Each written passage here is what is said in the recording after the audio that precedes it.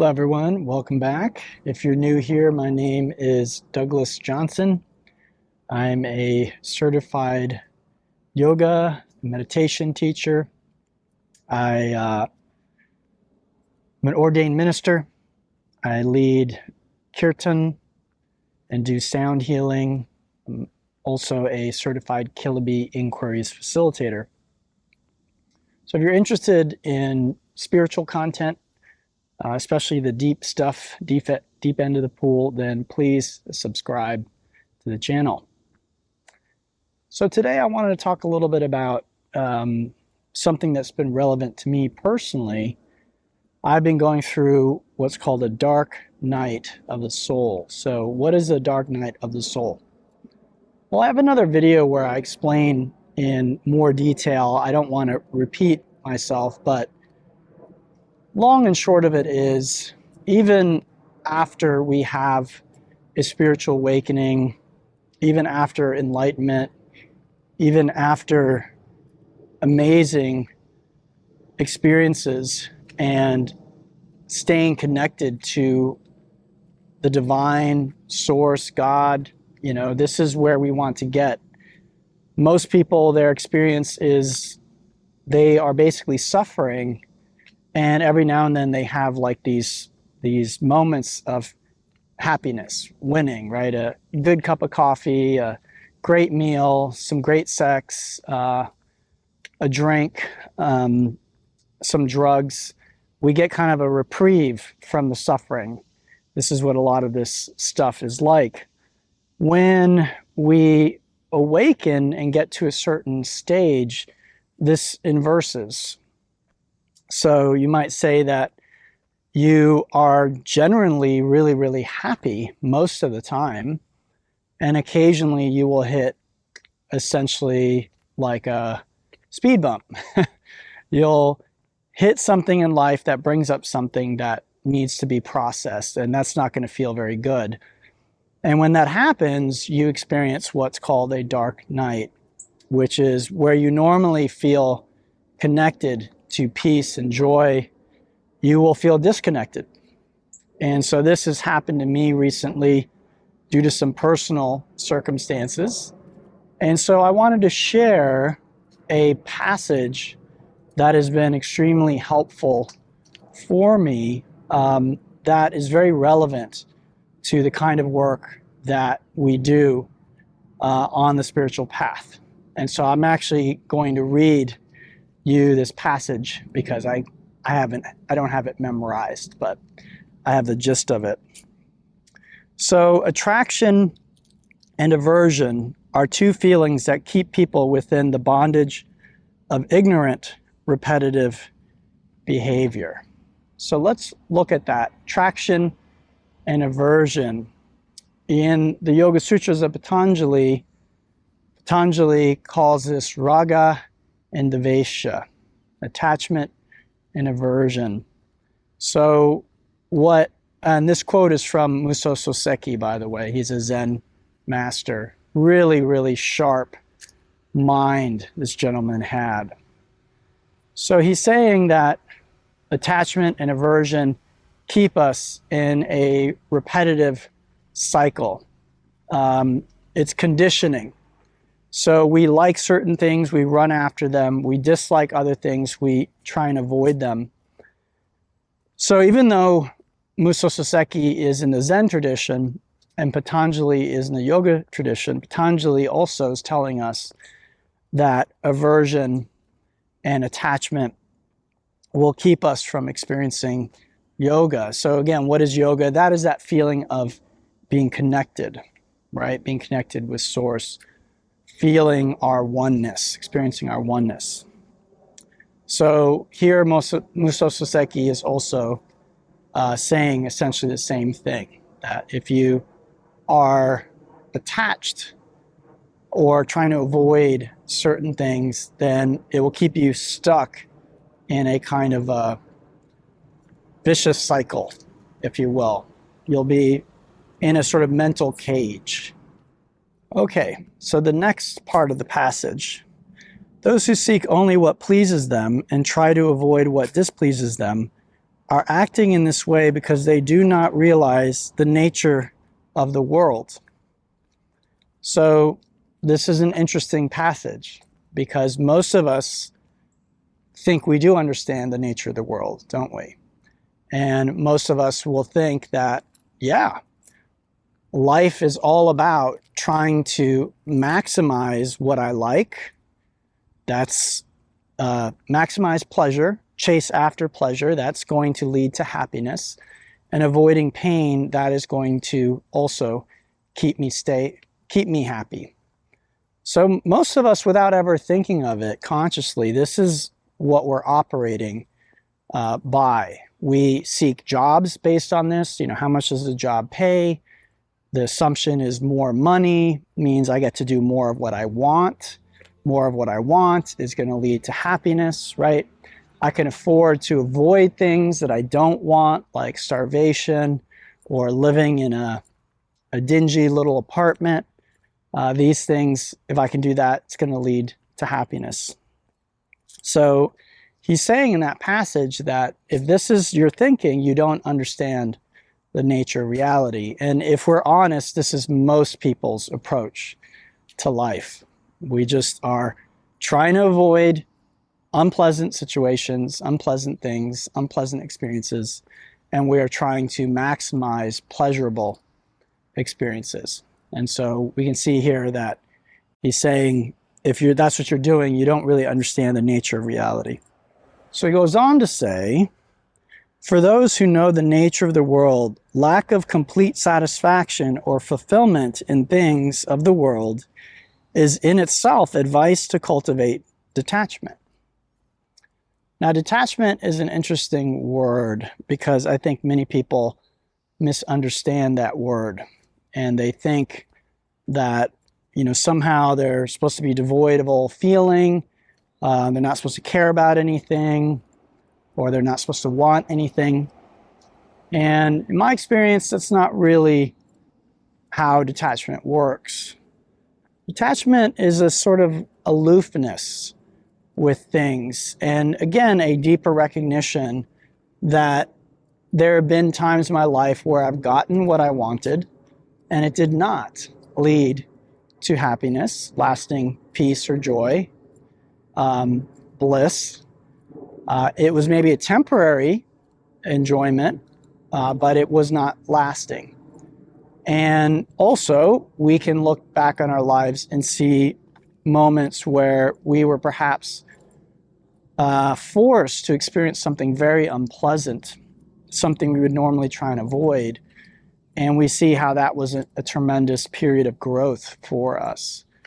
So again, the nature of the world, the nature of reality is not necessarily the way the human brain or human mind conceives of things.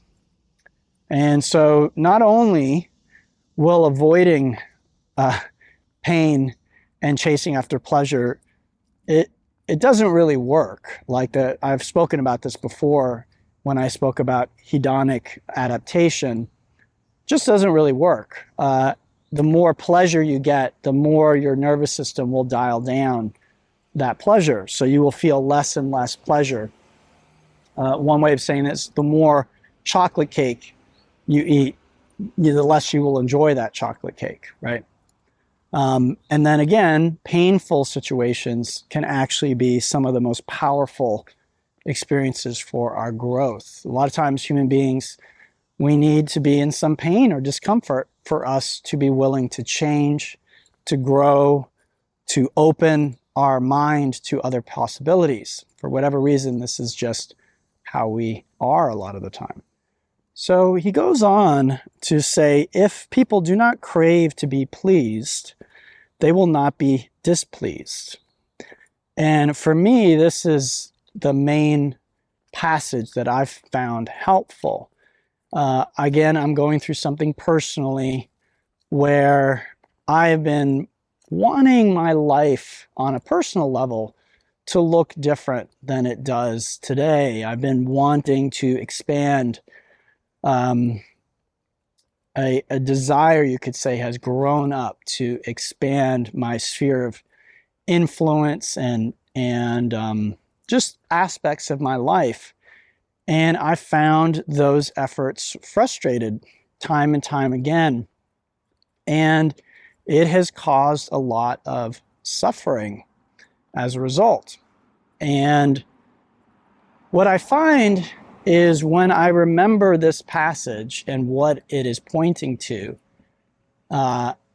it really, really brings me some solace. It may sound strange, but it really does make me feel better. So I'll read that part of the passage again. If people do not crave to be pleased, so again, this idea that I have certain things I'd like to do in my life, I have certain things that I feel would be fun and enjoyable, and so that's craving to be pleased, right? This has sort of arisen in me more recently.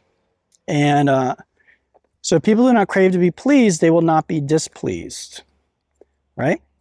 And he goes on to say, what causes mental suffering is not the environment itself, but mind itself, okay?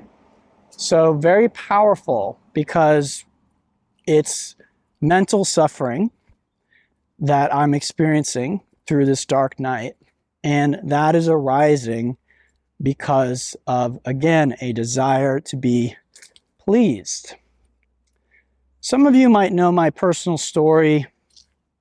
I started teaching professionally when I went through a surgery, a bankruptcy, and I sort of hit bottom. And at that point, I really, in my heart of hearts, I said a sort of prayer, if you will, and I said, essentially, not my will, but thy will. I essentially said, I don't know how to really make myself happy. I've tried that. And I don't seem to be doing a lot of good in the world. So I sort of gave my life over to spirit, to the divine. I became the hollow flute that I've spoken about before, and let the divine fingers play music through me. What did the divine want to do through me? And I'll tell you, that has been, it's brought me the most amazing experiences I could have never imagined, just feeling so full and so peaceful and so joyful when I sort of gave up the reins, right? And what you find with these dark nights, like the one I'm going through now, is for many people, myself included, the ego will not be completely knocked out in every aspect of our life. We, over time, can see it functioning, and we can take attention and energy away from it, you could say, or we can ignore it, is another way of saying the same thing. And then over time, it gets less and less influence and power over us. But as long as you've been doing this work, you may still find from time to time that the ego rears its ugly head. And one way you know is suffering. Again, suffering. Somewhere in the unconscious or somewhere in the mind, there is still grasping what the Buddhists call tanha, right? So the mind is holding on to an idea about what it thinks would lead to happiness, peace, or joy. It has an agenda. And again, in my own experience, I know from experience that having an agenda like that, a lot of times it just leads to suffering. This isn't to say we can't have goals, but what you find is an awake approach to goals is holding them very lightly, very loosely, and often having several different possible ideas for the future. So again, this is in contrast to the ego. The ego might say, no, I have to be a lawyer. I have to be a doctor. I have to do this or that. It's very narrow. There's no openness or possibility there. And it causes suffering, just very, very clearly. And so this is the test for us always. Am I suffering? That's really what we want to look at. And we want to be honest with ourselves. And then if we are, there's a very good chance that this particular passage is going to be relevant for you, because what you will likely find is that attraction and aversion have come in, and your mind, again, your ego, is telling you, you need this to be happy, and you need to avoid this to be happy. And again, in reality, we find that's not how things actually work. Like Muso Kokushi or Soseki, he is known by both. What he points out there is that we don't understand the nature of reality if this is what we're trying to do. So I'd love to hear from you. Have you had any experience with letting go of your attachments and your aversions? Again, this isn't just relevant in Zen Buddhism. We also find it in yoga, as, again, raga and dvesha. It's part of the Yoga Sutras of Patanjali. And again, this is an important concept, I think, if we're going to walk this path. I want to remind everybody that this path is really about living a fulfilled, happy, joyful life. This isn't about being holier than thou or special or anything like that. It really is about getting the most out of your human experience, maximizing your human experience. And ironically, that doesn't have to do with maximizing your pleasure or maximizing avoiding pain. Again, what we find is, as he said, people who think this way don't understand the nature of reality.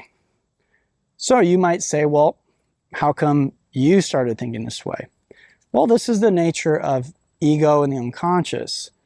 It's very easy for certain beliefs that have not been examined and looked at in detail to creep in.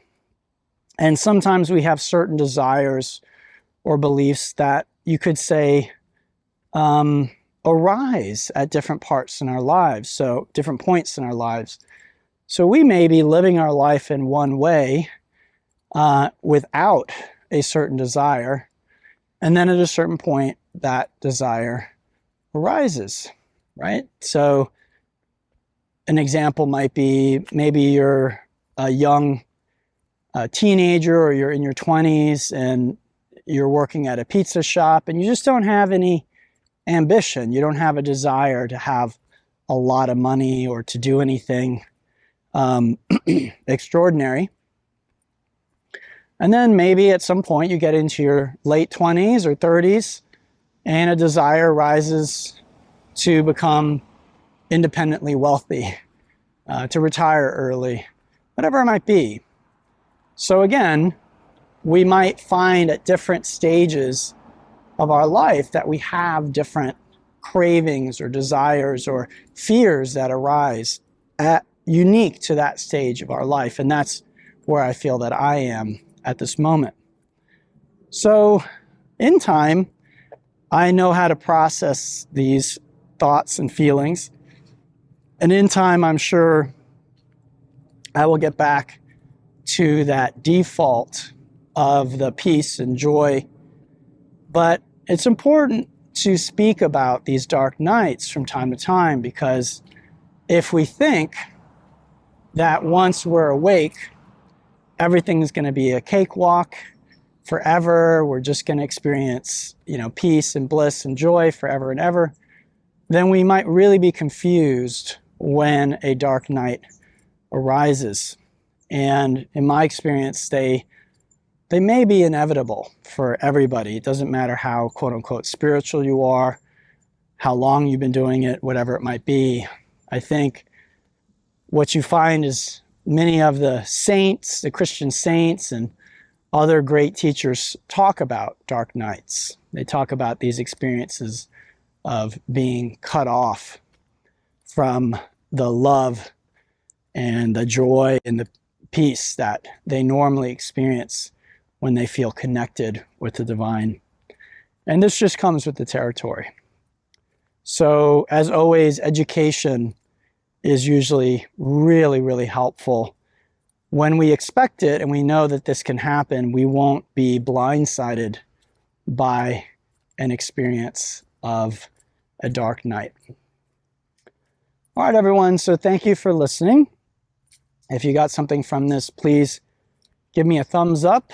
I'd love to hear from you. So leave me a comment below about your experience with dark nights or aversion and desire. And if you'd like to help support me, giving a thumbs up, commenting, and subscribing are great ways to do that if you're on YouTube. And if you'd like to do a little more, consider making a donation one time through PayPal or Venmo, or on a monthly basis through Patreon. And those links are below. Once again, everyone, thank you for listening. And until next time, namaste and have a beautiful day.